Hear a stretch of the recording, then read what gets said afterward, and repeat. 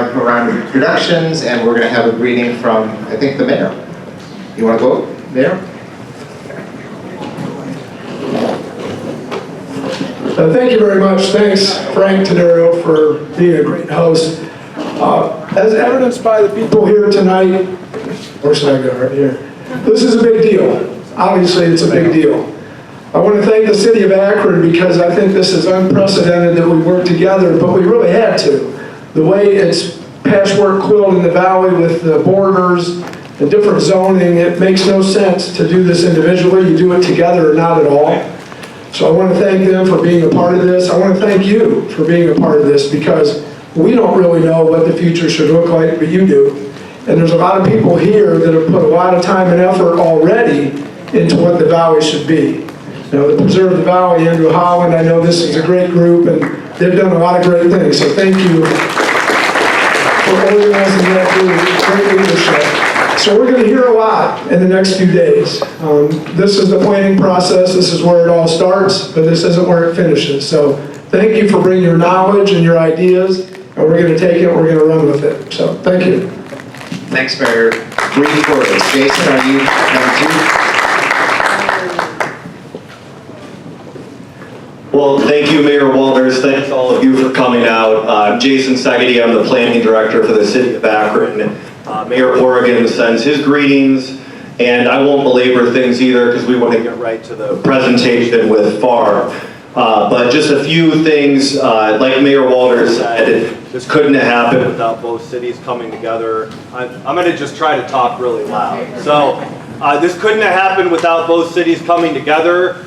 We're excited to be able to work together. Like Mayor Walters said, you know better than anybody, it's a crazy quilt boundary between the two cities. 3 of the main things that really the planning process is intended to do, that we're going to get to do a deep dive on over the next 3 days, is we're going to look at transportation connections for people walking, for people biking, for cars, for the river, for the train.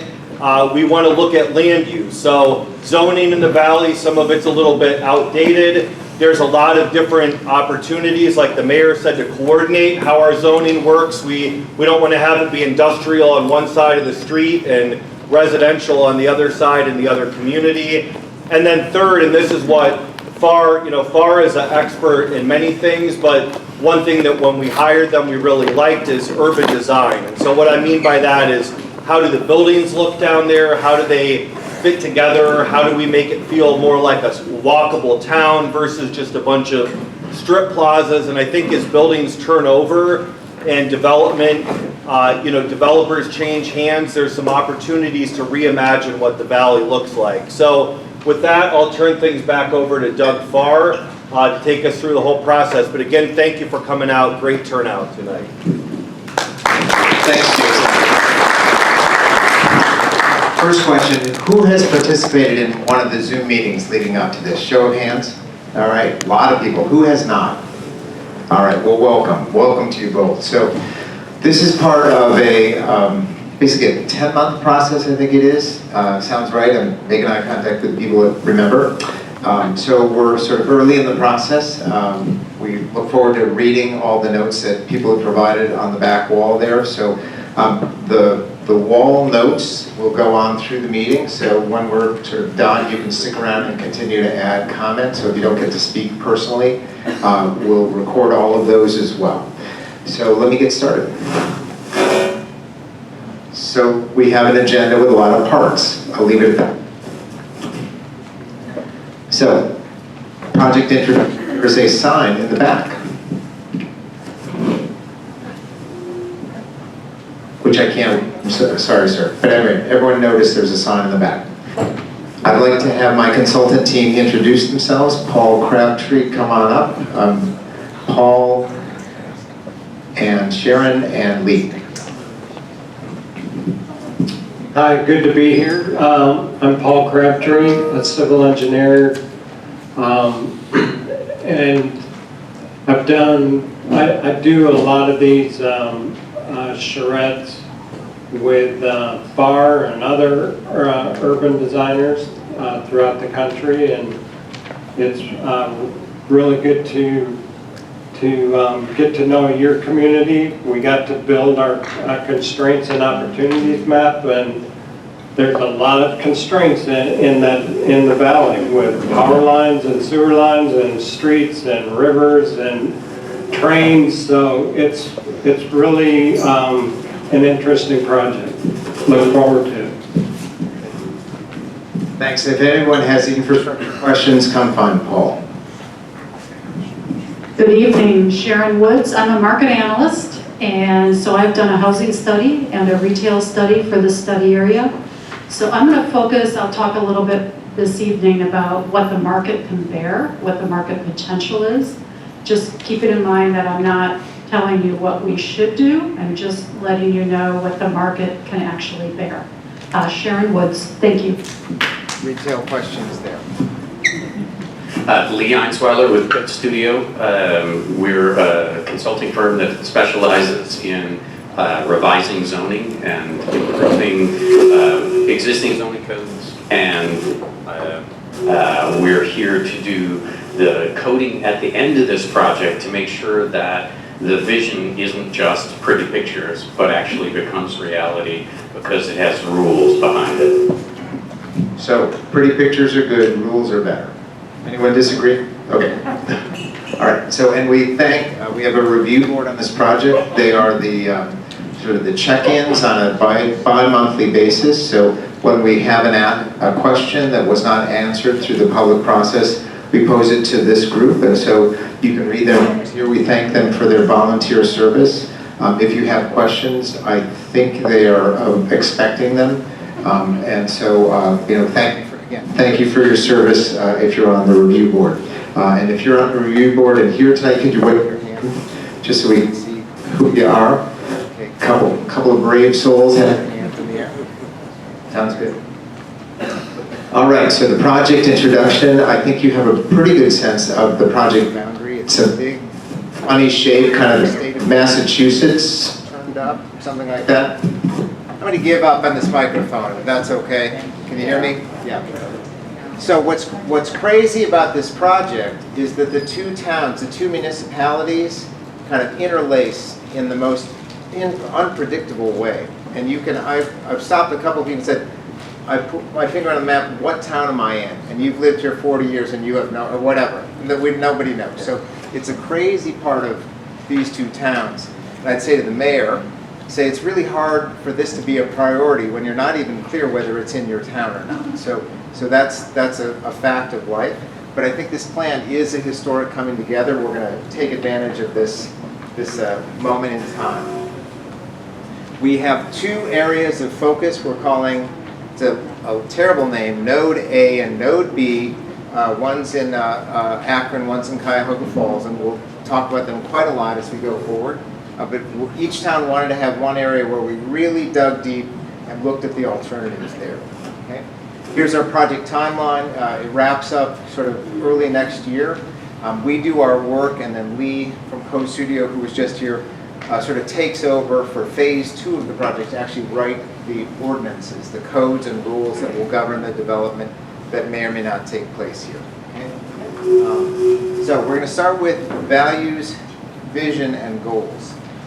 So values this is a sort of a gift that was given to us by one of the steering committee members, which is to say we in this community have ways we do things we hold dear. Let me read them to you. That the process should be transparent, which I think it is. And so if anybody thinks that there's a plan and we're going to pull it out of our pocket and unveil it and it's been handed to us by the mayor or the staff, no such plan exists. So there is no plan. The process you see is the one that's going to generate it. Understanding while listening, all ideas are worth hearing, being respectful, different points of view, and then respecting different cultures. So just civil discourse, okay? Next one is a vision statement. This one is in draft form, but hopefully you can read it and see it. So the vision statement is useful to us in making decisions along the way, in guiding the process. Can't hear you. I will do my best, thank you. The vision statement is useful in making decisions through the course of the project, okay? We'll go back to it and refer to it. Does this follow the vision or does it not? So this is in draft form. If anyone has wordsmithing suggestions, we don't want to hear them now, but we get them to us. So make the Merriman Valley and the Schumacher area, we may drop and Schumacher area, a recognized gateway to the CVNP and a global model of land conservation and sustainable development and a special place in its own right. Just kind of a run-on sentence, but it's all good stuff. So anyway, but that's our draft vision statement. So you will see, okay. Okay. So I'm going to go back to this. Apparently nobody can hear me in the back. Sorry about that. Better? Folks in the back? Okay. Better to be in and out than just my voice? Okay, fine. So, goals. So we have a number of goals. I'm going to read them out. And again, these are draft goals. We hope they get stronger if there are opportunities to wordsmith them. First one, coordinate the maintenance and operation of land preserves and public parks. Okay, so there's a lot of public land here. It's quite a rich resource, and when opportunities arise where we are made aware that a park could talk to a park, or a park could talk to a park, that seems better. Park could talk to a park, and coordinate in some way, we will note that and encourage that to happen.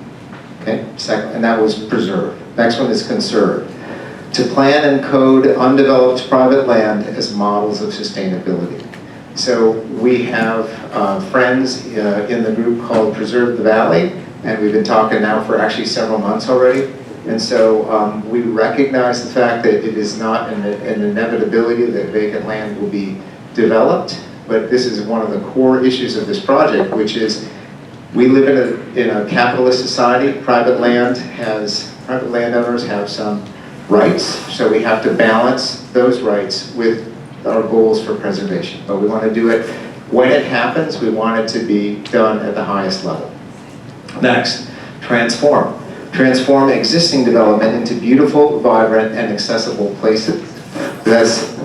We've said already on a couple of visits and probably on the Zoom calls as well, when we first came to visit, we rated the natural areas an 8 or a 9 or a 10, just beautiful, nationally beautiful places. And the human places, the built environment, a 1 or a 2. Classic suburban sprawl, generic, could be anywhere. So the mismatch between the natural areas at a 9 and the strip mall at a 2. So we're trying to bridge that gap, okay? And then last but not least, activate, to promote ecotourism by optimizing access to green space, trails, and the Cuyahoga River. So, who participated in the last Zoom call? We did a survey, and so these are the results of that survey. You may have seen these a little bit before. So number 1, who should this plan benefit?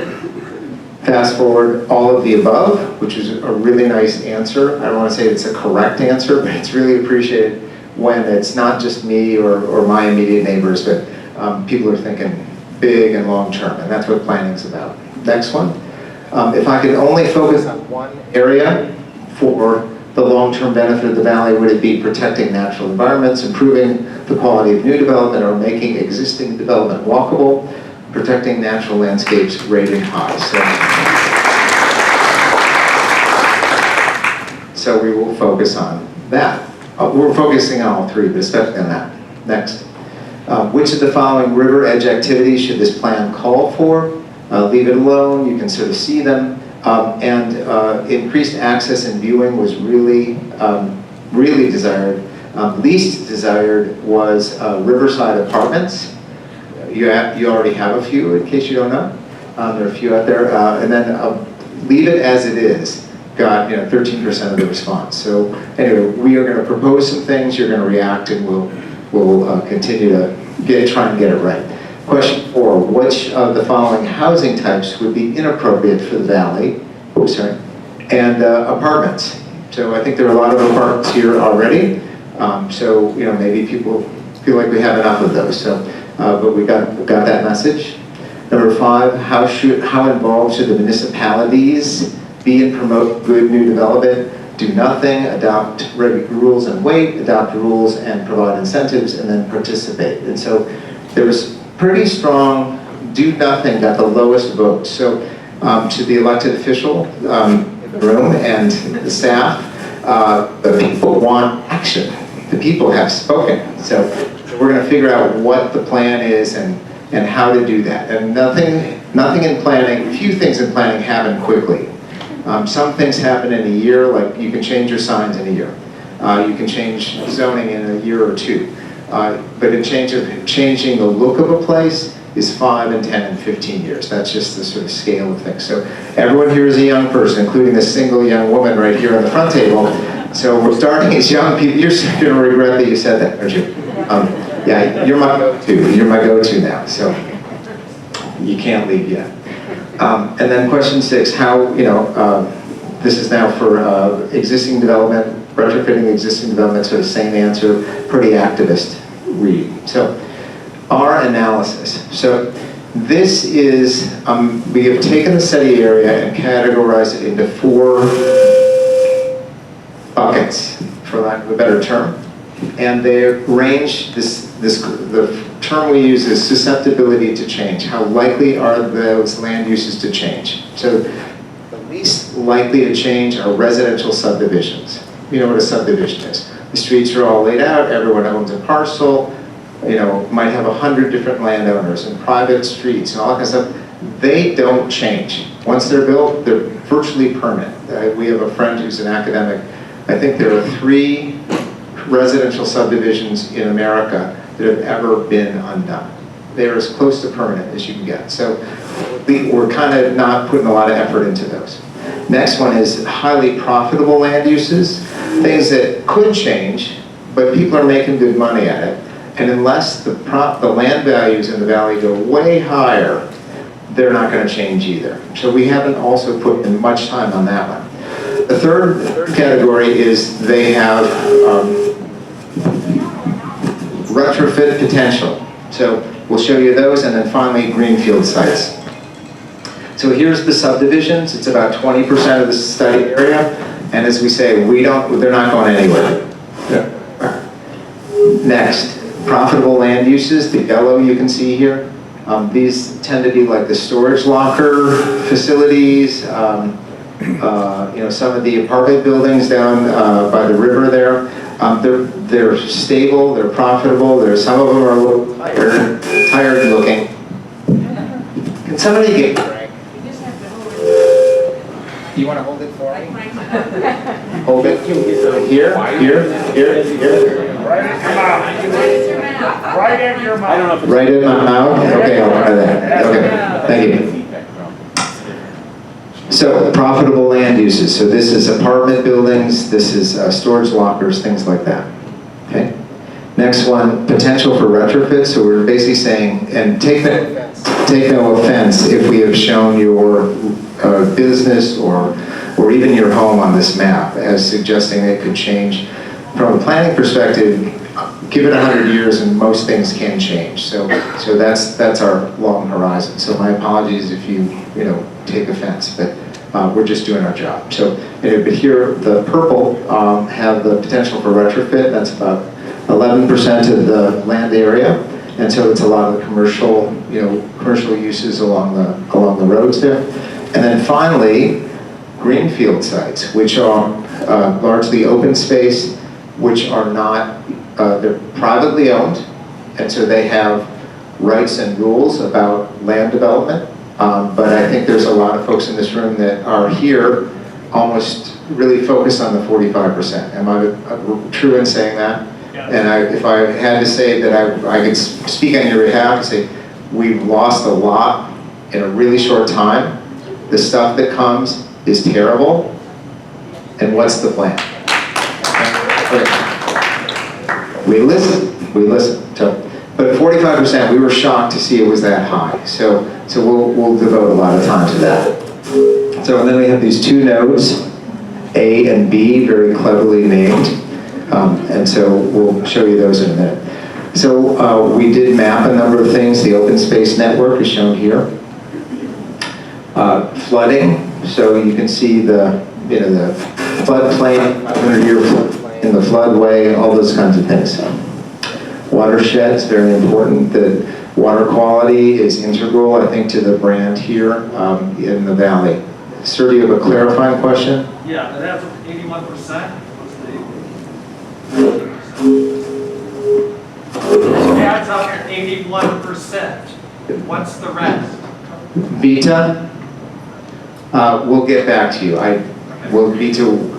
Our 4 buckets add up to 81%, so they don't add up to 100%. So the question is, what's the 19%? Roads, sidewalks, railroad. Yeah, probably streets and right-of-way would be my simple answer. That's pretty typical. So, but good question. Not a gotcha, but a good question.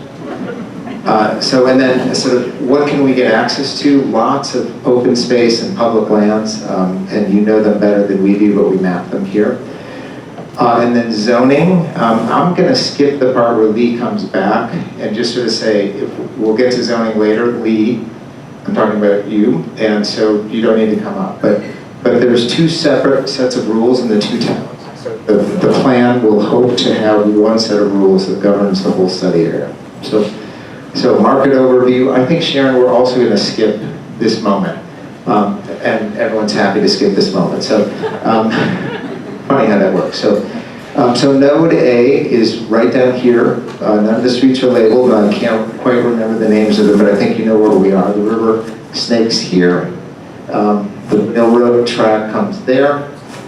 And it's got issues. So it's an unwalkable place in the extreme. It's regrettable. It's unworthy, using scientific terms. And it needs to change. So we've chosen that as one of our 2 focus areas. And these are simply comparing them to other places. This is that same focus area dropped in downtown Missoula, Montana. And what you found is you could have a whole downtown if it was the same size as Missoula's downtown. And this is Front Street, which you know very well. And so it's, basically 5 blocks of Front Street. So it's a significant area. You could do a lot of stuff in here. And would you rather have the study area or this 5 blocks? You'd rather have the 5 blocks, just much so, right? So, and then node B, which is a little kind of a hamlet, different kind of place than the one we just looked at. A lot of potential, and we need to plan it. But given to scale, this is, everyone knows Peninsula, Ohio, little hamlet, beautiful, right? So hamlet compared to hamlet. So our growth schemes. So we've got our goals, and they're in a sort of scrambled order to what I showed you the first time, but here we go. So, activate. So promote ecotourism by optimizing access to green space trails in the Cuyahoga River. So we must start with a thank you to the Preserve the Valley group for doing some homework on our behalf and looking at the river and their opinions on best places for points of access, points of overlook, things like that. So we just stole your work. I'm just going to be really clear about it. So thank you for that. So, and if we didn't quite translate it right, we'll get it right over time. But, so here we go, Path Charrette. It's a lovely river, lovely, okay? And so there's existing trails we're going to try and connect to and enhance, right? So we've got proposals at a bigger scale across our site about multi-purpose trails and paths. You can see them there. Here are points of overlook and crosswalks for streets.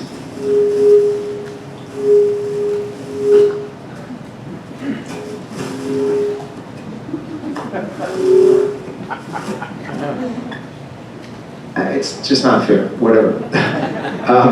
Trails. So trails, we want trails, viewing platforms, and the like. So we've heard it, this is going into the report. They're all pretty good ideas. So anyway, we're eager to get your feedback on that. So, and I'll just say for the 2 nodal areas, we've got much more detailed proposals there. Kathleen Bakewell, are you here? Can you raise your hand? Back in the corner. So Kathleen is our team. She is a landscape architect. She'll be here through Thursday. So if anybody's interested in sort of river edge access or how to lay in a trail or a path, Kathleen, come find Kathleen. Next one, transform. Transform existing development into beautiful, vibrant, and accessible places. So beautiful, vibrant, accessible. Those three words feel pretty good? Anyone object to beautiful? People do, so I'm just, it's not a theoretical. So anyone object to, because nothing we have is beautiful. Nothing there today is beautiful. So it's probably something different. Vibrant, right? The other extreme is inert or dead, right? So vibrant, so we're good for that. And then accessible, you can get to it, from it, not just me, but a lot, a cross section of folks can get there. So here we go. Road design and street networks. So one of the kind of core planning challenges of this project, I'm gonna go over here.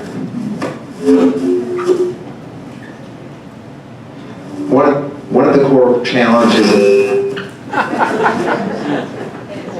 Can someone get Frank to see? Can someone get Frank to see if this other works? You have to put it horizontal like Frank Sinatra. Like Frank Sinatra, Right. like this. Like that. Like a crooner? Okay. Okay, there we go.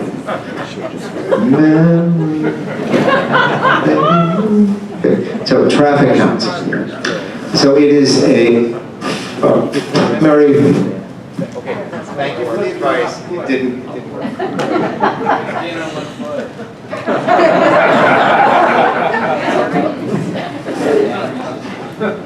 Doug, Yeah. you said that there's nothing beautiful in the valley. The people are beautiful. Yes. Thank you. Thank you for that point of clarification, Councilman. I was referring to the built environment. Yeah. So we agree. We agree. There's a lot of beauty there. Does it work? We're gonna try it.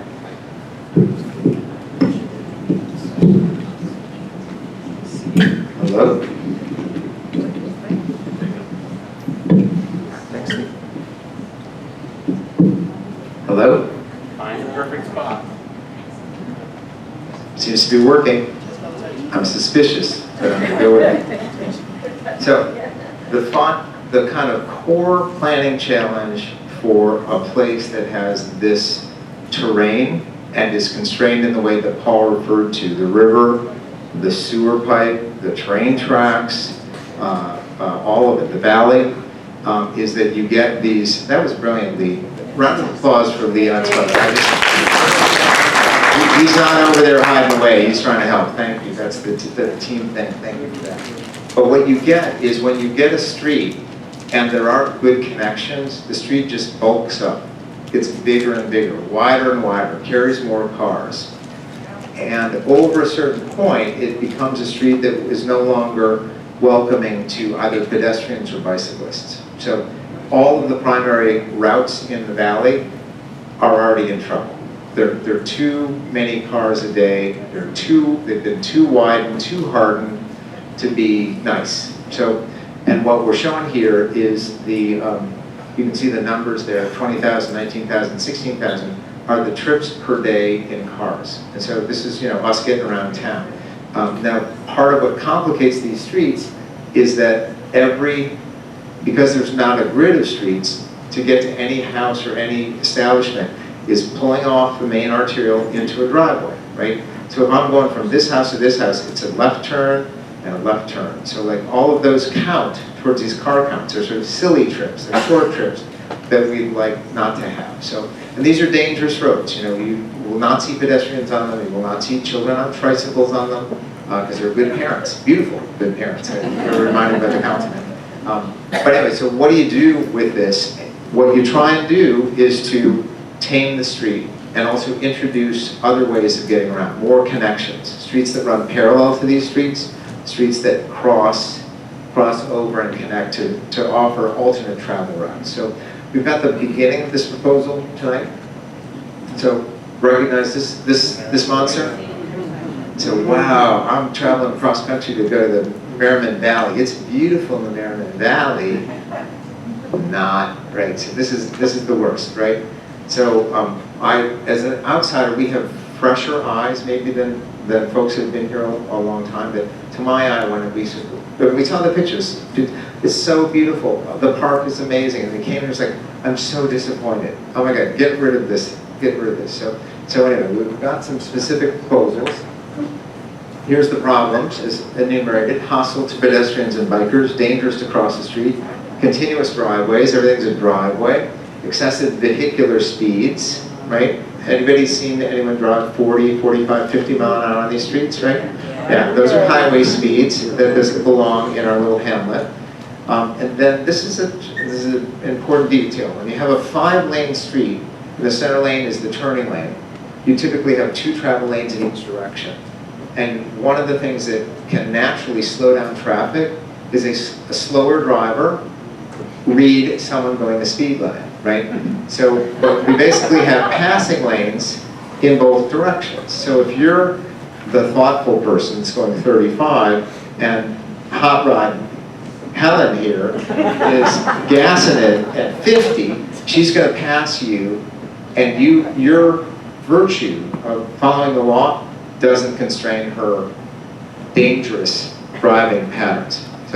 So when you have passing lanes in a downtown, it's a bad move, because people do not go the posted speed limit. They go what they want to, and what they feel is safe. So bad situation. So there's something called complete streets, which is where you try and accommodate and design a street for cars, pedestrians, and bicyclists all together. So that's what we're aiming for here. And we've got some alternatives for you. First thing to say is that this is the existing street section on Porter's Path, and it is 19% devoted to people and 81% devoted to cars. So we could say, and this is the public right-of-way. This is the land we all own in common. It's almost all devoted to cars. And so why is it a bad place? This is a symptom of it. So 5 lanes, you can see there's a center turn lane and so on. So we could squeeze in a 2-lane bike path on one side. Now, if anybody's a bicyclist here, I think you would not choose to ride your bicycle next to a car going 50 miles an hour. So it fits, but it's not recommended. It's unsafe, right? So, but you could do it. Next one is we could do bike lanes on both sides. At least you have the virtue that the bicycle is traveling with the car as opposed to kind of coming almost head on towards it. Also similarly unsafe, given the travel speeds that people are going now, but it's a little more balanced. Complete street. So as I said, complete street is this idea of accommodating more of the stuff. So this is trying to add some both pedestrian and bike in that same little sliver on the sides. It fits just barely, but it's a really bad idea. So we're really coming up against the limited right-of-way constraint that we have there. So there's the option that we're going to explore, and this is not a for sure thing, and maybe not even yet approvable by the engineers, something called a road diet, where you eliminate the outer 2, the passing lanes, basically, and you're down to a center turn lane, and then 1 travel lane in each direction. This is called a road diet. It's done all over the country, and communities have done it. You'll read about it and so on. I have one down the block from my house, and what it assures you is a pretty steady stream of cars going about 30 miles an hour, right? And they're constrained by the virtuous driver, this gentleman here. I hope you're not actually a speeder, and that you're the virtuous driver I'm describing you to be. But anyway, whoever the slowest driver is decides the speed for everyone, because you can't pass, right? So we kind of like that. But for it to work, we have to get parallel routes to get the traffic counts down, especially the kind of nuisance trips of going in one driveway just to go next door, that kind of stuff. Oops, sorry. Yeah, I think we've talked about that one. So next, so those are the options on the roads, streets and roads, and we'll have a table exercise on that. And then finally, to conserve, plan and code undeveloped private lands as models of sustainability. This may be in the wrong spot, I'll come back to that. Okay, here we go. So this is our detailed plan for Node A. So now I'm going to go back. Does everybody recognize this apartment complex on the river? Cedarwood. Cedarwood, thank you. So we're standing outside of Cedarwood, looking into Cedarwood. And on the back side of Cedarwood are fire lanes that the fire marshal requires to allow a fire truck to get to the back side, the third side of the building to fight a fire. So it occurs to, and the river's just right over here. It occurs to us there might be an opportunity to work with that building owner, that apartment complex owner, to thread a river walk on their private property adjacent to the fire lane. So the folks that live on the ground floor of all these apartments have no real privacy right now, so they deserve some. So if you were to ever to do this, it would be wrong to sort of say, we get to look in your window and walk up to your sliding glass door and sort of see what you're doing. So there have to be some investment to make that privacy concern work. We also have to, if this were to go ahead, the fire marshal would insist on a certain minimum width, so we'll have to design it, right? But we think that there's space to do this, and it would be a good idea. And so, does anyone live here? That's amazing. Does anyone know anyone that lives in this apartment complex? Yeah. Can you invite them on Thursday? Because we'd really love to get them. Yeah. But anyway, does this seem like a crazy idea, like putting a woman on the moon or something like that? No, not. So pretty reasonable, not too crazy. Would it be good to have a trail along the river? Okay. So I think there's support for something like this. So that was the setup for basically pointing to this river walk here on the south bank of the river. While we're at it, we're proposing one on the north bank of the river. Well, I think we have some details on all this sort of stuff. So the trail network, as we said, one more thing is a pedestrian bridge across the river, right? Any objections there? That people would walk with their own feet to the other side of the river, and then they could come back. There, back. That's so River, there's a beautiful theater company and complex there. This is a friendly suggestion. Like, what about a River Edge amphitheater? So you could have some indoor indoor programs and some outdoor programs. So we thought that would be really cool, and we thought it would be really cool to have it close to the pedestrian bridge, because you could, go back and forth. Okay, so there's the amphitheater sketched in. You can see all the yellow lines are kind of the proposed paths. This is an idea that got shot down last meeting, so I want to bring it back up to you. This was the idea of the 8-unit hotel. We had a photo of the ugliest hotel in the last presentation, and nobody liked it. I don't want a hotel on my beautiful river, and that was correct. But we're coming back to you with a different kind of way to think about it. This is the kayak launch over here. Folks know it, so we're proposing to improve that. And then this is hypothetical, but imagine if the land just south of it were developed into a micro hotel that was a wedding venue. So you have weddings on the river. So that seemed pretty good. A lot of setback, a lot of garden space, a lot of vegetation. Okay, there it is. So you can see there's a little drop off, a little kind of garden where the tent gets pitched, and maybe if you don't have, given the microphone problems here at Frank's, maybe you want to go to the other place. So next one is a Riverbend Park. Everyone has a little car wash there in the kind of bend of the river.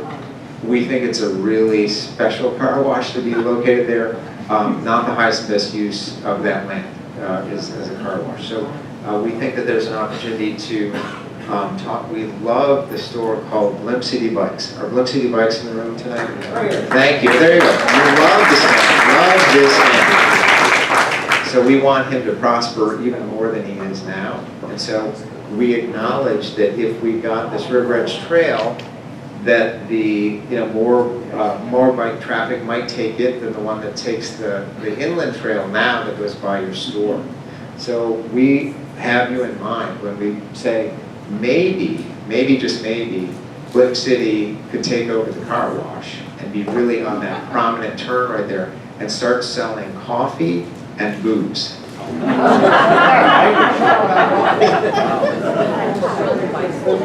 We'll talk later. We'll talk later.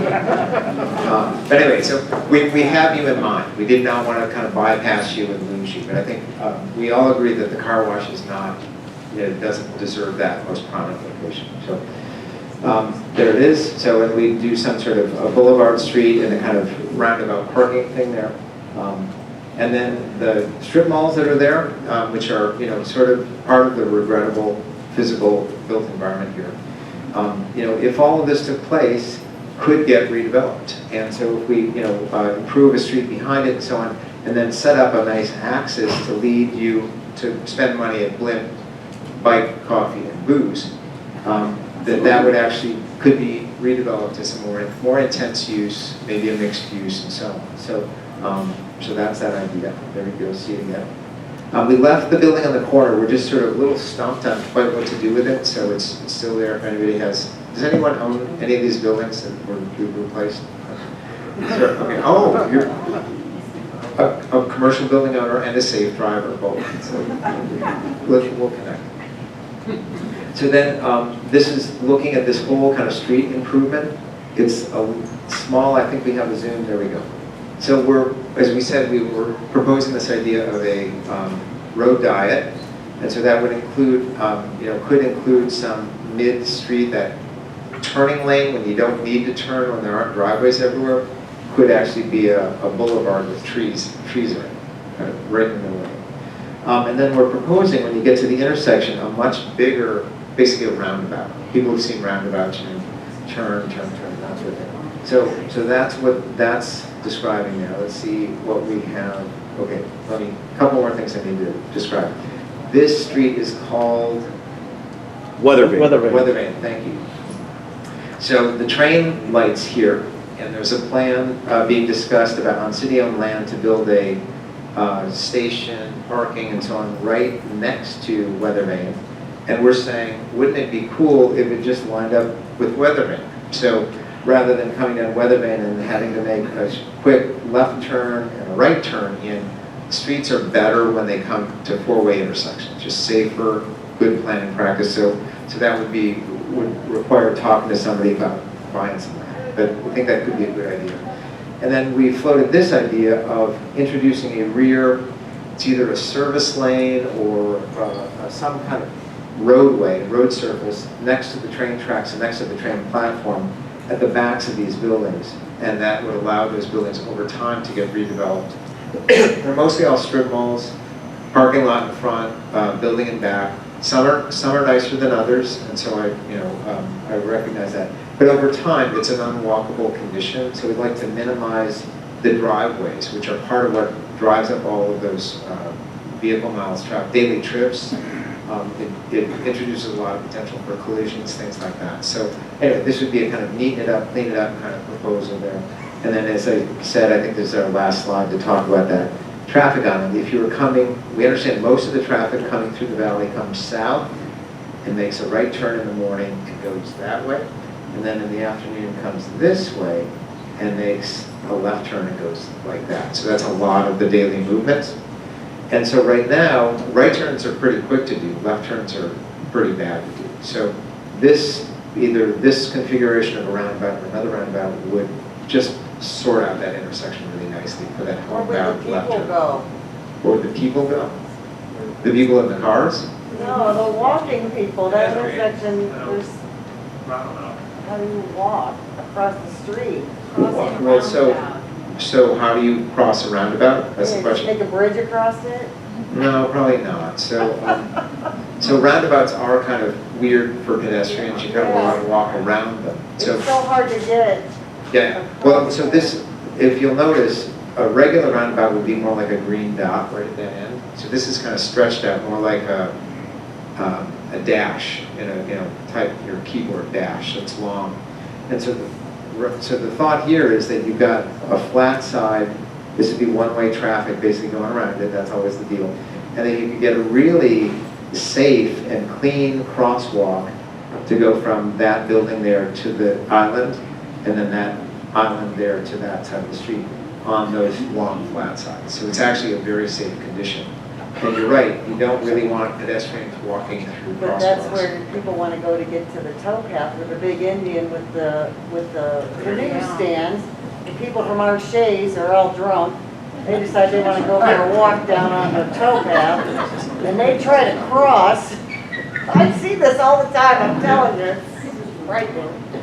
It's a horrible intersection. Yeah, what are you doing after the meeting? We gotta just go show us. That sounds pretty interesting. So we agree, we have not figured out how to get across this street safely yet, so I had a slide, I think I just passed through it, but it's basically, a lot of the stuff we're showing you tonight, I'm sure we got it wrong. I'm sure we got it wrong, but we're really in the process, we're showing it to you to get your feedback, to say, you know what, smart guy, I don't know how you intend to get people over here. So, geez, that's a great question. You're right, we don't know. So we tell us that, and we will come back on Thursday and hope to have solved it. So, but yeah, good comment. So, and then Node B is over here, and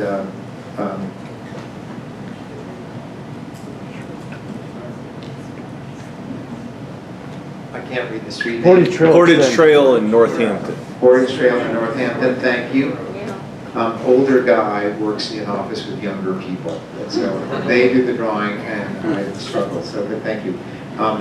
So here we are, it's got a gas station, it's got a little thing, it's got this permanent subdivision of houses. Does anyone live there? What is this called? Redwood? Redwood? Nobody lives in Redwood? What is it? What? They're rentals. They're rentals. Or rental apartments. They asked to come. Yeah, we gotta get the renters to come out. So anyway, not necessarily attractive, but not going anywhere. They're So, pretty transient. right. So what we've shown here is, here's kind of one of our prototypical greenfield sites. So I'm gonna go back to my capitalist conversation for a minute, and to say that, a couple things. One is private property has, owners of private property have rights. If we impose rules on someone that doesn't allow them to develop the land, that is called a taking, and they are entitled to sue you in court and be compensated. So we seek to avoid that outcome. Okay? So, but there's a range of things in the middle. There are things that are reasonable to ask that are not takings that preserve the value. So we're testing a couple of alternatives here. Number one is there's a power line on the north side of this street. So there's inevitably some sort of setback that has to happen. You can't build buildings under a power line. But here's a proposal to say, what if we, let me just make sure, what if we required setbacks around the whole outside of whatever development took place so that the scenic byway, the drive experience, was pretty much as though the development weren't there. So you set back 100 feet, whatever the number is. And so what you're preserving of the valley is the experience of passing through. Right? So it's like, wow, the valley, so you might have added a bunch of housing, but it still feels like it looks and feels like the valley. So that would be a choice. We could allocate our setback, our kind of non-taking kind of regulations with that developer to create that. Okay, so that's a value of nature. It's a value.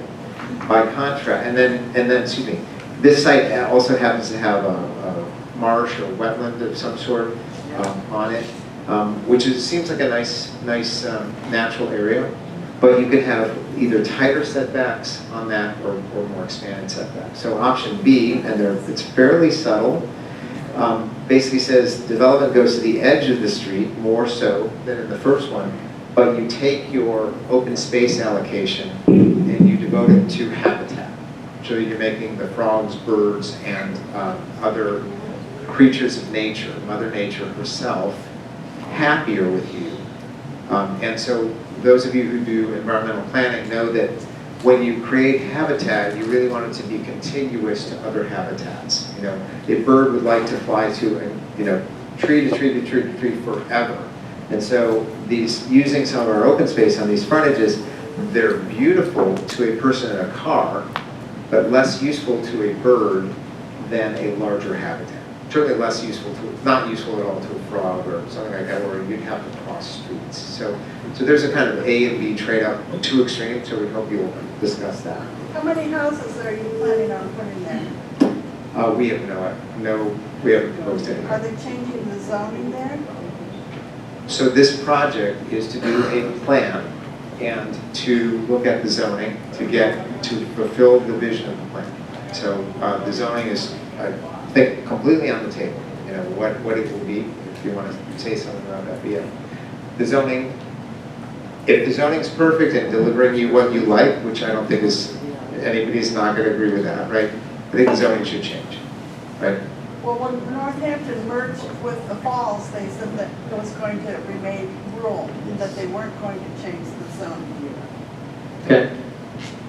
Lee, did you hear that? Repeat the comment. Did. Yeah.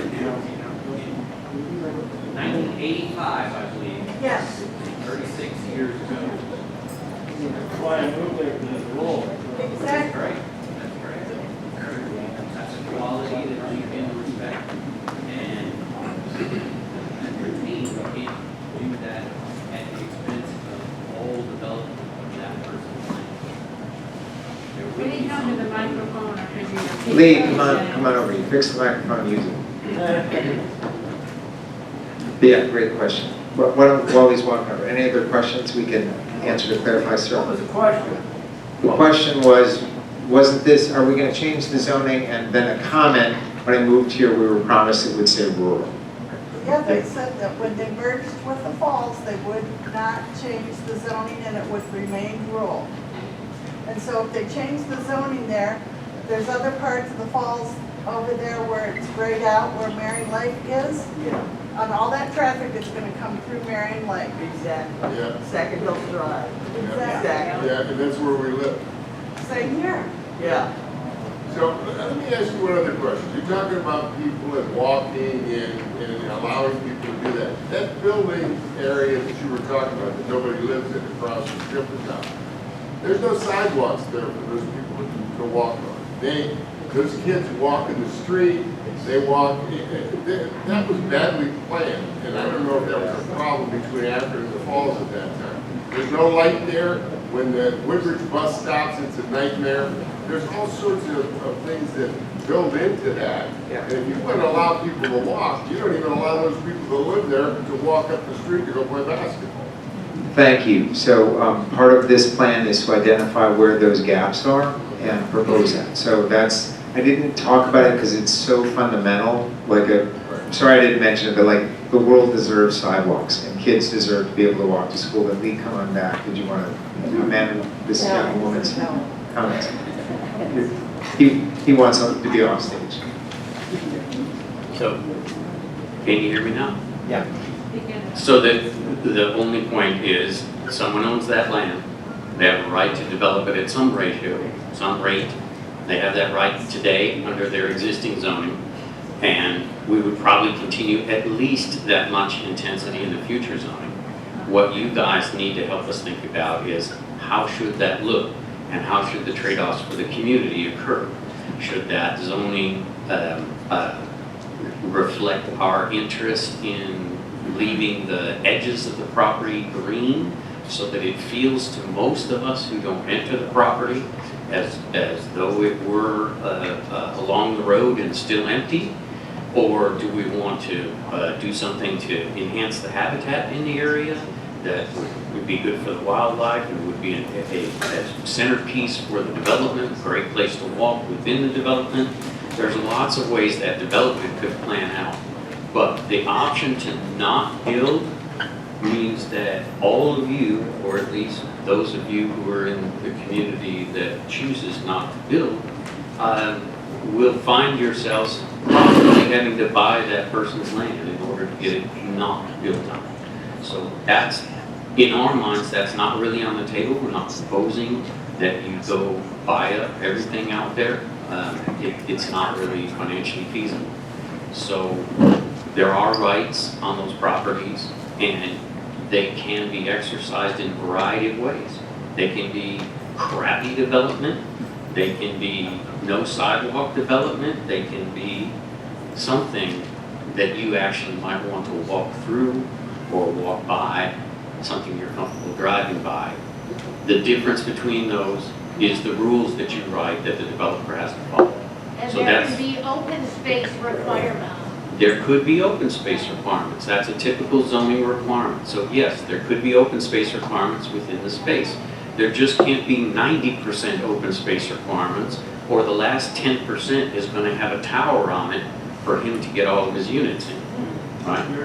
So, yes, you do have a tower. Good one. Good one. Thank you. Take that down, please. Go for it.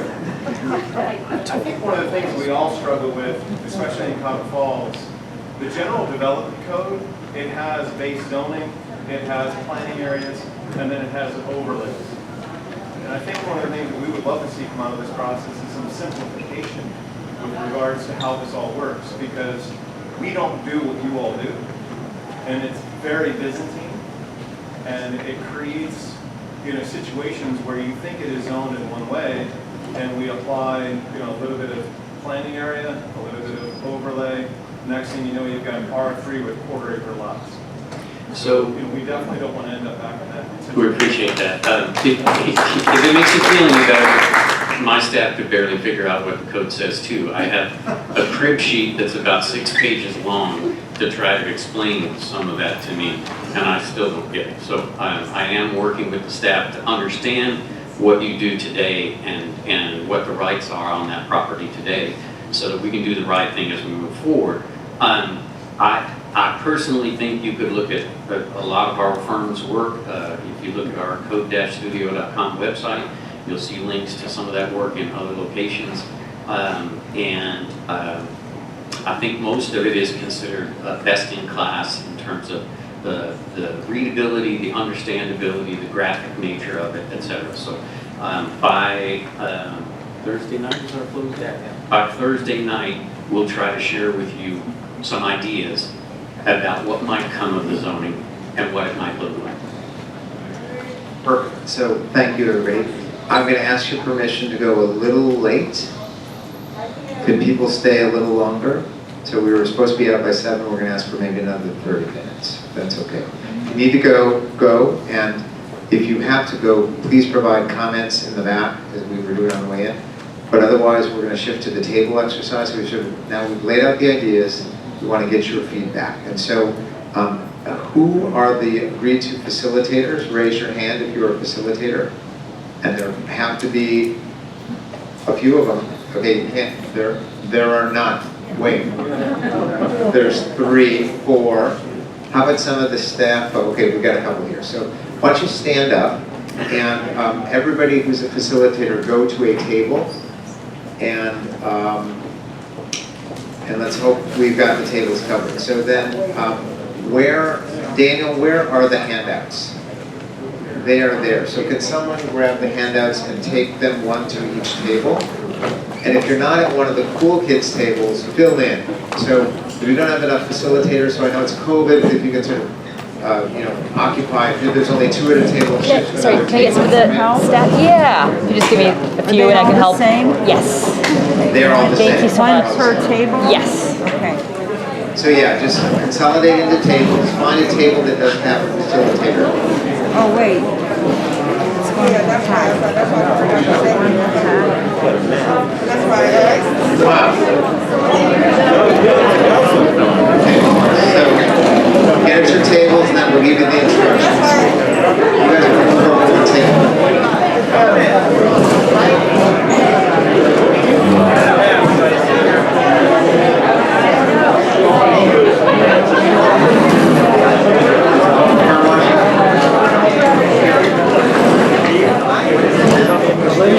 Yeah, please do.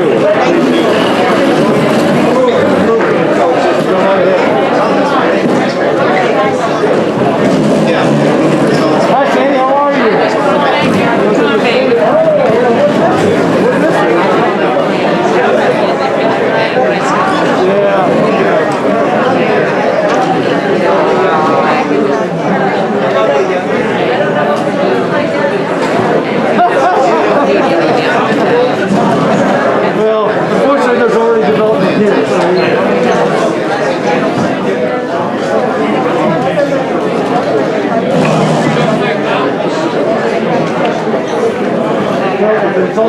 Come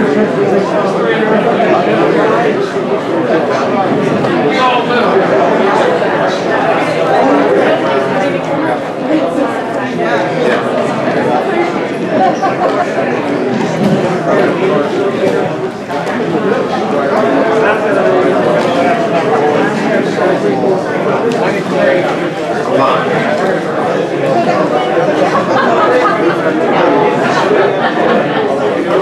Running this meeting.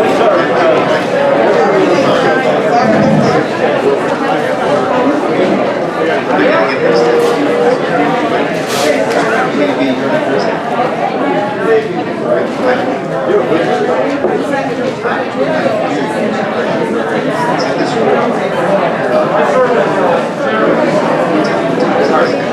So we're doing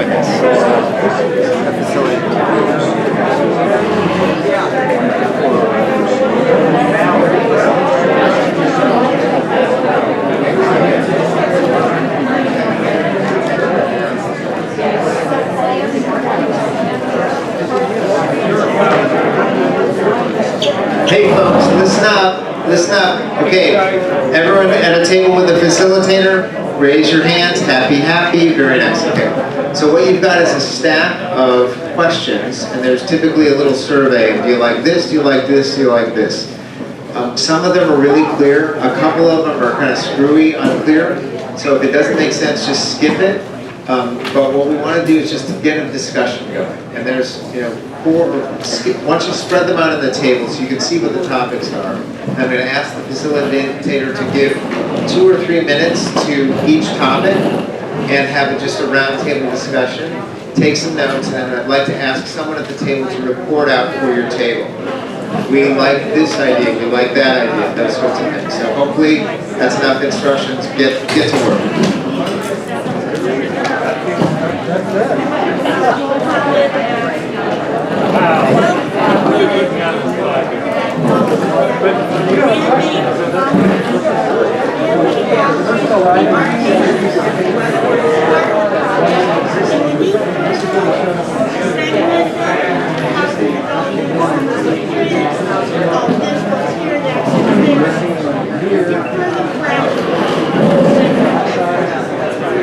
We need to think of this.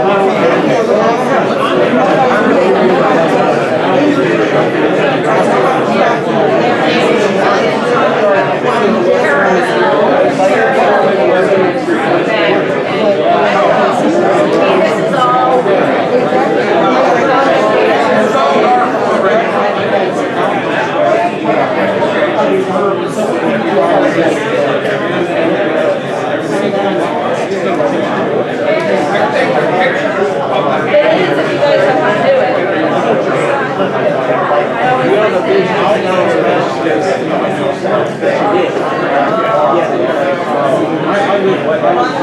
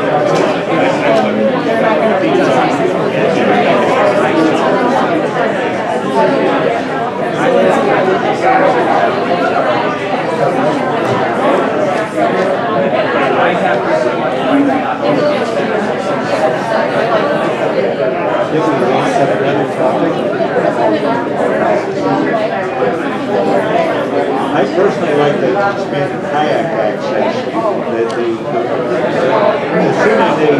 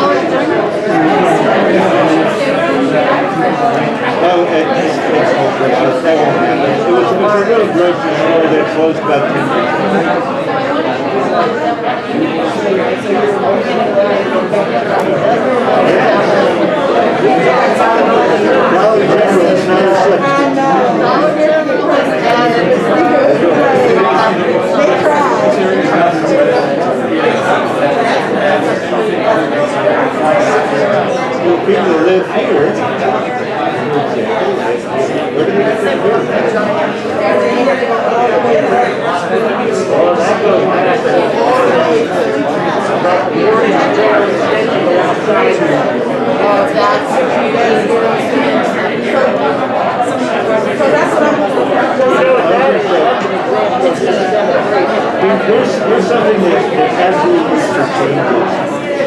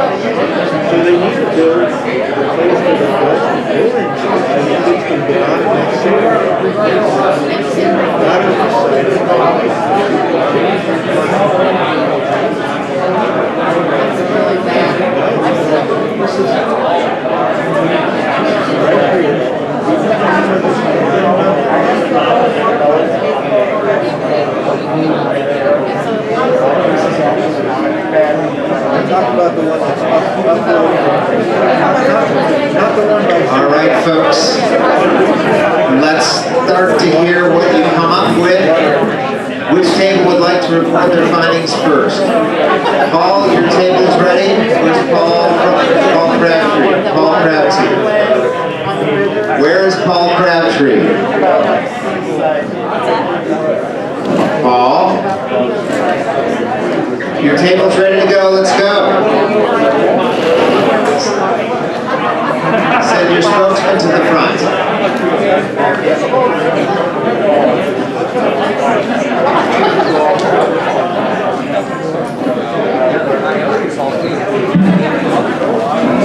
All right. Did you?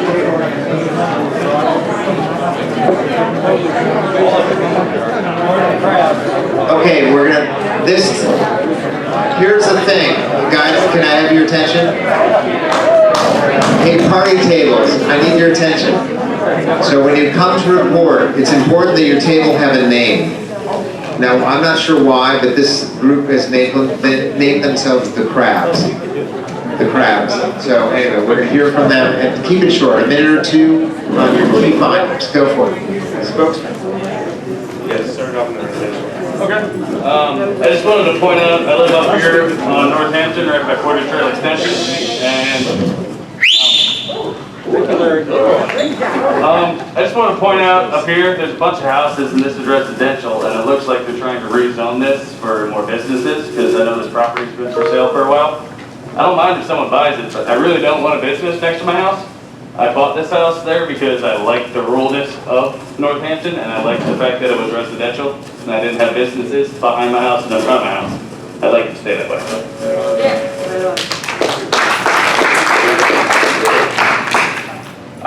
We started a kayak livery in Merriman Valley this year, and it's been going pretty smooth. We're in the field here that has been labeled possibly a hotel and wedding venue. We just want to make sure that we're considered for the future plans in the valley. I mean, we can accept change. We want to make sure that a kayak livery is a top priority for the development in the Merriman Valley. We think it's a great asset to the community, and we just want to make sure that that stays in place and that we can continue to operate that business and provide that benefit to the community for years to come. Not only that, I mean, I like the bike trail connection ideas. Akron Peninsula Road could use some sidewalks. We could connect the bike trail from where it ends around the Weather Vane Plaza area and connect it to Akron Peninsula, and I think that would make it great. And so I think there's a lot of good plans here. We just want to stay keeping the kayaks top of mind. So I'm back to sidewalks again, and we'd like to take sidewalks, to tell you the truth, for Akron Peninsula Road, all the way up the State Road, if we could, because there's no way to get around those areas unless you have sidewalks. If you want this to be accessible and you want the people down the valley to be able to move, then you should be able to go up this street, especially if this is going to develop. Plus, there's some safety concerns. I think there should be a light down there where Timber Top is. You let these kids out from school, Woodridge, it's cluttered, it's tough. The other one is where you live, okay? On the corner there on Northampton Road and Portage Trail, at least put a green turning light there. I mean, that makes absolutely no sense. When I go to turn left it's like everybody runs the light. I got hit 2 weeks ago there, okay? I got hit by a guy on a motorcycle who was coming through trying to beat the light. Bam! So I'd rather not die there. So if we can just put a green turning light there and get some sidewalks and make some sense out of that, those developments that we develop with no sensibility because people can't walk from one place to another. That makes no sense. Go.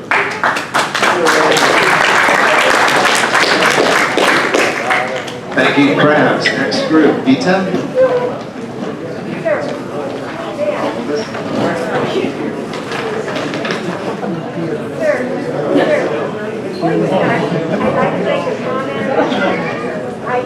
I don't want to. Come to the microphone. Young woman would like to make a comment. Spotlight on.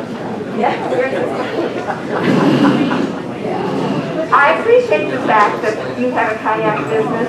One of the things that happened in 1976 when we built our homes here in the valley, the park came through and sold us a bill of goods. The bill of goods was that there would be no commercial development on the river, that it would remain an open space and a wildlife kind of thing. Now I'm worried about what's happening to our area because you have your kayak business, great. Then they're talking about a hotel, and now they're talking about a restaurant on the trail. That sounds commercial to me. So we were promised when we moved in there. So when you talk about change, that is a pretty big change. Just want to make my point. Not upset about it, just want to make that point.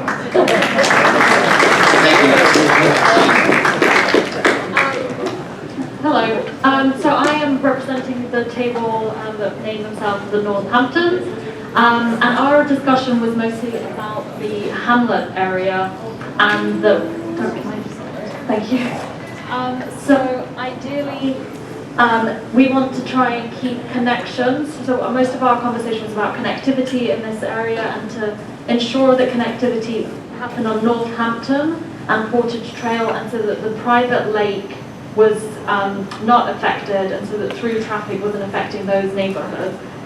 The biggest issue here is that we want to make sure that it remains rural, and the term hamlet is correct here.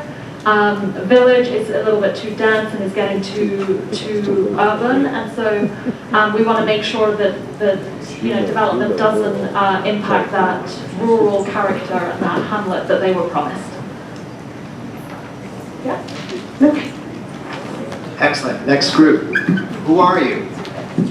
We'll be the landscapers. We have the landscaper at our table.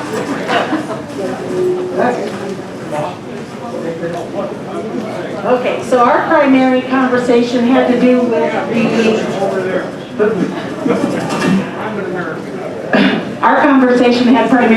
with the Merriman road connection down at Portage and Riverview and Akron Peninsula.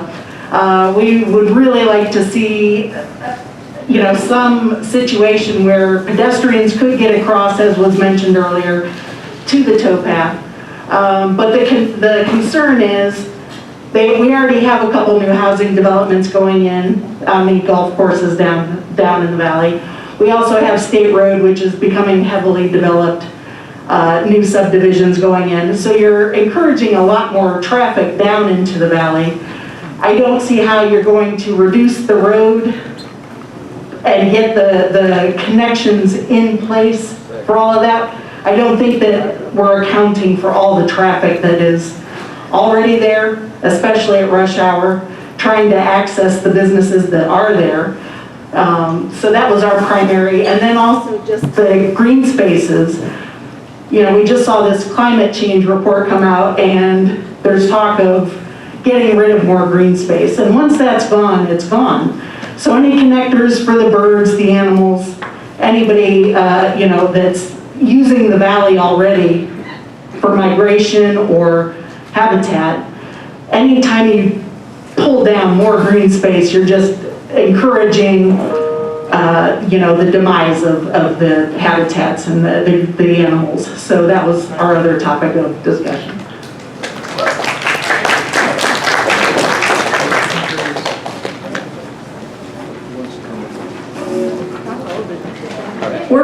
the table in the back, or the table that shall not be named, I guess, because we didn't name ourselves. We echoed, I think, a lot of what the last folks who were speaking just said about the feasibility of making sure there's room for all the inevitable traffic, but overall, I think, as with most of us, we really have shared the goal of wanting to preserve as much habitat as possible and minimize development overall, honestly. And yeah, to consider pedestrian and safe bike access, especially at places like the roundabout. There's a big difference in a bike lane if it has any kind of physical barrier, you know, between where the cars are or not, with how safe it is. And we also talked towards the end about prioritizing, if there is any residential development, prioritizing affordable housing, because there is an affordable housing crisis in our area. And we were wondering why new apartments were listed as, you know, the least popular choice for development. And that maybe we needed to do some more outreach, you know, to renters, since it turned out earlier there were not a lot of renters in the room. But there's this whole concept of environmental equity, that we want to make sure that everyone has access to these spaces that we're trying to maintain. Yeah, I'm not quite sure that I agreed as much on using the valley for affordable housing. No, I just meant if we develop it for residential, not $200,000 condos. But the idea of having additional access in that Node A area is to have access to beautiful natural spaces. So it's not just a matter of getting people moved, you know, from here to there. It's a matter of giving them access to beautiful natural spaces. A comment that I have on Node B, and the slide particularly that showed a wetland area ringed by what looked like buildings, they were white squares and rectangles, is that it would be, I think, intelligent for natural habitat if the open space could be required to be adjacent to open space on the adjoining property, which could be required to have open space adjoining to the next parcel, so that more natural areas could be joined together instead of a natural area on one parcel ringed by buildings, natural area on the next parcel ringed by buildings, and so on down the line. As far as stacking buildings so that there can be more green area, I would advocate for both open space requirements and height limits. Anything else from our table? Did we hit it? Thank you. Good evening. I'm Andrew Holland. I'm with the Preserve the Valley Group, and I just wanted to say one thing before I get into my table's comments. It's wonderful to see this many people showing up to be a part of this process. You know, that's one of the things that we were really pushing for, was a public process, transparency in the process. And you guys showed up tonight. Hopefully you'll be showing up to the open studio sessions where we can collaborate with some very creative people that showed us, you know, a really amazing vision statement. So, you know, with regards to the Gateway community, we believe that we can help the two mayors achieve their population goals if we can remember some basic mathematics. Population growth is attraction and retention. The thing that attracts people to this area is the Cuyahoga Valley. 2.8 million people traverse the Cuyahoga Valley and generate $80 million in economic activity per year. So to put a couple thousand people in the valley to try and bridge a gap of 60,000, or to stay above a gap of 50,000 and kill the golden goose, does not make any economic sense to us. So with that being said, one of the things that came out of our group and our table and you'll probably be able to tell who our moderator was we want to understand how this form-based code works. And at the end of the process, we want to be comfortable in working within whatever the new minimum standards end up being. Because we've all felt like we've been burned by developments that only met the minimum standards. We can do better than that as a community. We don't need regulations that set the minimum floor that's all we hit. As a community of people that stay engaged, we can make sure that people want to build something that's better than the minimum standard, that they want to be a part of the future of this community. So we are hoping, Lee was our moderator, if you can't tell, but we're hoping to understand how those codes work. And the last key thing that we talked about, and I think everybody's kind of got it on their mind, in a topographically constrained environment of the valley, traffic is going to be that key concern. So one of the things that I asked Lee to look at was not just the traffic studies that we saw over the period of a couple of months, but also the odd use cases, things like Blossom. How many folks went to the James Taylor concert? Or how many folks didn't get to the James Taylor concert? So we've got a nationally recognized venue in Blossom. We have so many assets in the valley that if we choke off the access to those assets, you will see the reviews that you saw on Live Nation, which is, I will never return to Blossom Music Center again. James Taylor will. He was there 25 times prior. But the people coming to see him won't, and therefore James Taylor may not ever return. So we need to consider all of these things as we're building out this plan. And we are really, really, though, excited about your vision statement. And we look forward to collaborating and working with your team.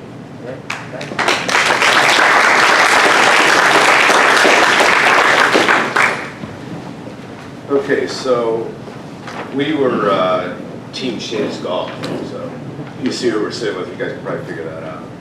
We had this map of the Shoemaker Node Beat area, and that's pretty much what we focused on. That being said, what we saw as a group in the valley itself, the revitalization, I think that we could really all kind of get behind pretty well.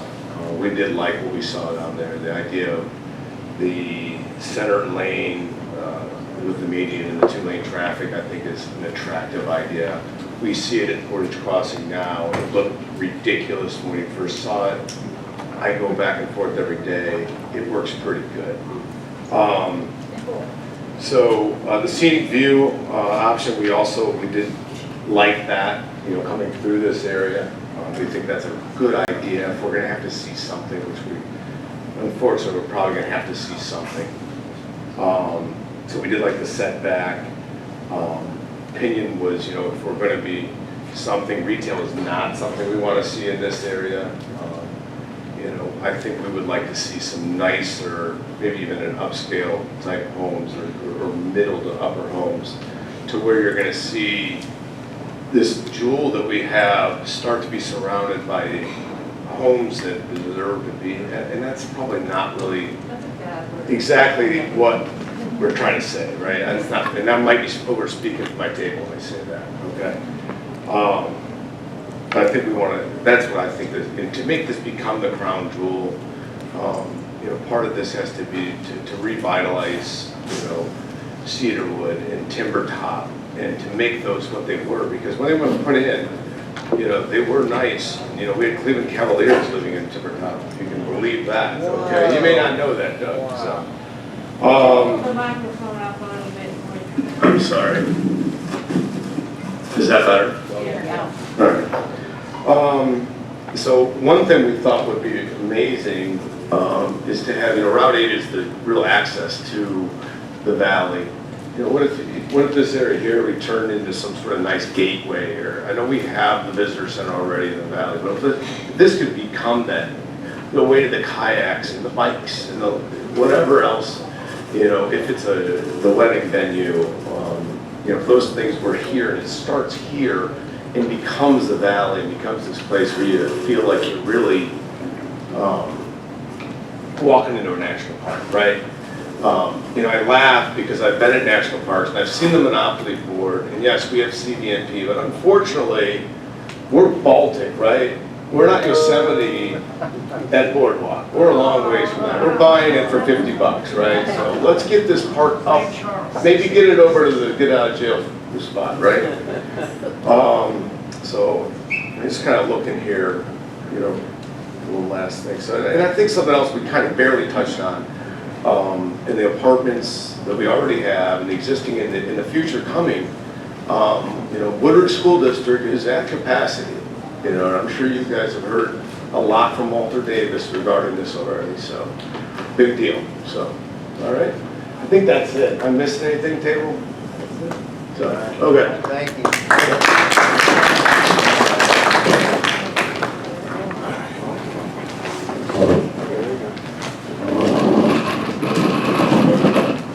Hello. One of the things, maybe the biggest thing that our table emphasized was the reason that we're here at all talking about any of this, which is nature. We're not building a gateway to greater sprawl or greater traffic or micro hotels or wedding venues, but we're building, but we're here because of the natural environment, and that's the only thing that makes it special.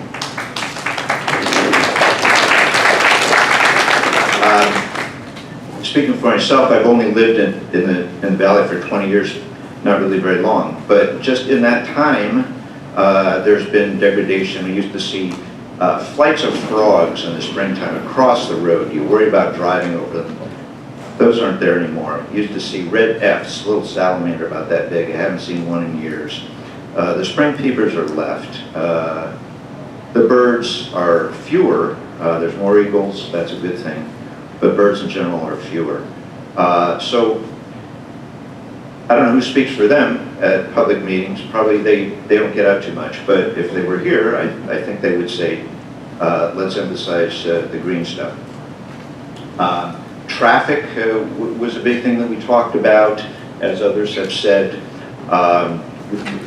There are quality businesses, restaurants and lounges like Social 8 would be one, and other businesses in the area. And they have trouble getting people into their venues because the roads are so clogged and busy. So we like the idea that our consultants were offering about ways to slow that down and to make that different and keep some of the people that simply come into the valley on their way to somewhere else rather than being interested in it for itself. And if that's traffic circles or if that's other systems, that would be wonderful. There was concern about the zoning process. A very well-informed lady who had to leave earlier was talking about riparian setbacks, meaning areas alongside of roads. And you know, this requires discussions with the city of Akron and involving the mayor's office. And to be frank, she said she's had trouble getting meetings with the mayor. She and her group have about these zoning matters, and that's one of the things that we hope would change. We also dreamed, if anybody knows a way to get the Freshway Market back up and running, if somebody wants to make that their dream project, please do it. We would all embrace you. Let's see what else. Kayaking, the river itself, once the storm water diversion project is completed, presumably that means that the water downriver from the waste treatment plant will be nicer. And what a wonderful place for kayaking, canoes. There are some there now, some brave souls, but there could be more of that going through the park. But we need places to put in, such as the kayak rental, and we need places to take out. And I better wind up because obviously we're over time anyway. So, one of the things that I'll share is that one thing that really needs to change is the housing development called Waterford Cascade, which is up here on Portage Trail.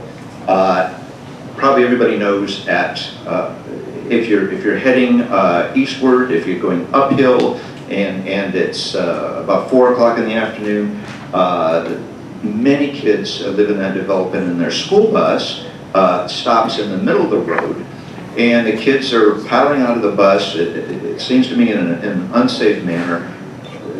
Cars park up, back up for many blocks. There must be a better way to do that. There must be a way to build a place where the bus can pull off into the development so everybody can be safe. So I hope that would be, we hope that would become part of the plan. And we're out of time, except I promised my colleague. Thank you. Traffic. I gotta say, I think those of us that were involved in some of the things having to do with the sycamore, and I'm not going to try and get into a tirade or pick on those things. I felt that the way we were sort of responded to in terms of traffic was brought up was like that you don't need to worry about that. That's going to be taken care of with traffic lighting, things like that. And I'm still cringing from that. Traffic. This is without a traffic infrastructure that makes sense. And traffic flows, we were talking about. All this stuff is sort of meaningless because basically what you've got is you've got an interstate, an adjunct interstate running through a valley. And that's basically what it is. It's going from one expressway to the other expressway. And I know that's just the way it is. And we can't build a turnpike over the top of the valley, which would be nice. Wouldn't look good. But that's a major thing. And the last 3 things I wanted to talk about was just that I don't think have been brought up by anybody. The pollutions, light pollution, noise pollution, water pollution, green space pollution. You name it. Those things, those 3 things, I think are key, and I don't think they have been addressed. I'm not sure how they would be built into the plan. And really, that's about it. The only other thing I'd like to say, with the 2 jurisdictions, we live at the very north end of whatever that thing that they carved out is, just south of Hardy Road. It's a drag strip through there. People on ninjas and crotch rockets and stuff, we were talking about going 50 miles an hour. How about 100? How about 120 miles an hour in front of my house, all day long on Saturday and Sunday? We have to have some sort of law enforcement response to that. I don't care, speed bumps. I've thought about stringing piano wire across the street. I was discouraged to do that by my wife. No, I'm sorry. Thank you very much. Excellent. So can we do an express final 3, like a minute apiece, and say new stuff? Okay, go fast. All right. Hello, I'm James Panzot. I was with the table Eternal Optimists. We talked about roundabouts at the intersection of Portage Extension and Akron Peninsula Road, and then also potentially at the Hamlet. We also talked about the need for sidewalks and more pedestrian-friendly infrastructure, especially where Timber Top is. You always see children and people walking, either on the road or trudging through the snow on the side of the road during the winter. It's not safe and it's not necessarily really fair. So those were things that we focused on. Making the area more of a 15-minute city for the valley, for the residents that are located there. So thank you. Green optimists. We'll be very brief. Everything that we pretty much discussed has already been echoed throughout this room. Our group wants to see walkable, bikeable roadways, and they're in favor of the road diet as long as it actually works. They want to see slower traffic and open and green spaces.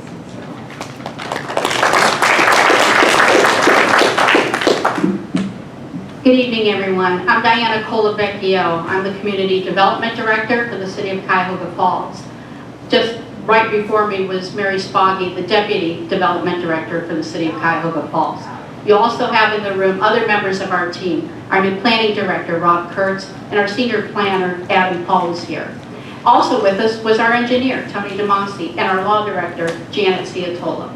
And other officials from the city of Cuyahoga Falls will be here throughout the entire charrette process, and especially on Thursday night. We thank you for your participation. We are on a listening tour. We jump-started this process and asked Akron to be our partner. They graciously agreed to do that. We could not have done it alone. They bring to this skill set we didn't have. We like to think that we have different skill sets that also complement them, but I can tell you they really know what they're doing, and I feel sometimes like I'm just along for the ride. But I enjoyed your input. I have learned a lot. A lot of what happened at our table is also echoed across the room this evening. Let's all get to work. We will convey these results to our planning officials and our experts, consultants, and we will be back with you as soon as we can with some very viable, energized choices for you to then weigh in. And I think I have not probably said this enough, but I too want to especially thank the Preserve the Valley folks and Andrew Holland. I just started this process when I was beginning to get the impression from those folks that what we were doing in the Valley wasn't cutting it. They weren't having it. And they wanted our attention. We're here, they've got it, and let's all make sure that they know that we are listening to them too. So come up to us, approach us. We all have approachable faces, I hope. If you need anything answered, you need documents, you need a copy of the agenda for this event, whatever you need, any one of us on our team are here to help and assist throughout the entire event. So thank you. We're the last group. We couldn't agree on a name. That'll give you an idea of where we're at. We also didn't get a map, and we're last to speak, so I think it all fits together well. Just quickly, we like the idea of the road diet. However, we understand that it's going to take a lot of other revision to the environment to make that work. There has to be other paths for traffic, and I put a big note here. There was a common theme to almost everything we spoke about, and it was traffic flow. Traffic flow, traffic flow. I think someone else said that. And that's going to be a huge for us. We also had a consensus, one of the few consensus we had was to maintain the rural nature of what we used to call Northampton, but as we're referring here is to the valley. So maintaining the rural nature is important, but it is going to take some alteration or revision of our rules to maintain the rural nature of the area. So we're going to have to find a middle ground to be able to achieve the goals that were stated very well in our goals. We also, at the open space plan, I didn't hear anybody mention this, but we got a piece of paper that looks like this, the open space plan. And it had 3 options on it: walkable urbanism, scenic view, and habitat optimization. We labeled the middle one, the scenic view, as kind of an illusion of a natural feel, but it's not real. And so another consensus we had was that the habitat optimization is real. It really is trying to maintain the green space, if you will, where the animals can do what they do, and the people can do what they do, and sometimes from a bit of a distance. So we favored that. We also favored the 50% green space. We don't mind the idea of some of the plazas being a little bit taller, as long as it's accompanied with more green space. We insist that there be both. That's really all I have. Thank you very much. So day 1 of the charrette is a wrap. So we want to invite you back tomorrow at 12:30. Beat says at 12:30 for the open studio. Then come back Thursday at the open studio Thursday as well. Is that right, Beat time? Wherever you are. And then this same room, 5:30 on Thursday night. So thanks everybody, and post your comments on the way out, and then you must leave, and we're going to play a song.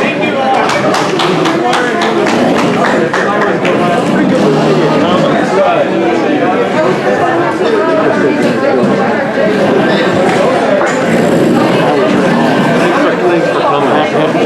Yeah.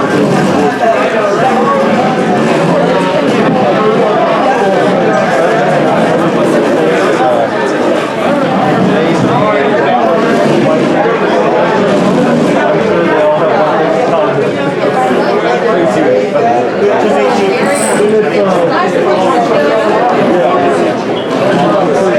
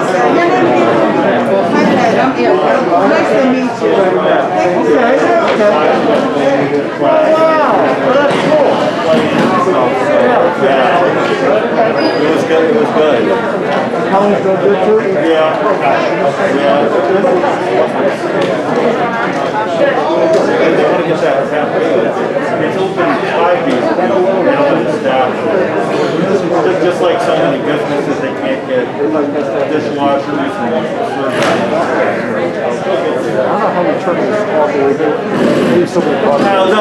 we'll figure it out. It's a hot night. Thanks for coming, gentlemen. Good turnout.